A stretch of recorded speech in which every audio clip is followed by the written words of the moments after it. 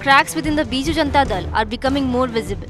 Senior Athagada MLA Ranendra Pratap Swain took a wheel dig at VK Pandian during a public meeting at Athagada. His sarcastic remarks, seen as a response to Pandian's "I'm down but not out" statement, has stirred debate within party circles. Without naming Pandian, Swain told the gathering that democracy is for the people, not just about seeking votes. He questioned whether leaders who claim resilience have truly worked for the poor. His words, delivered with a smile, were laced with sarcasm and widely seen as indirect criticism of Pandian. The remarks came just a day after Rajya Sabha MP Debashish Samantrai openly attacked Pandian for hiding Navin Patnaik's health condition. These back-to-back statements from two senior leaders mark a rare public rift in a party long known for centralized leadership under Navin Patnaik.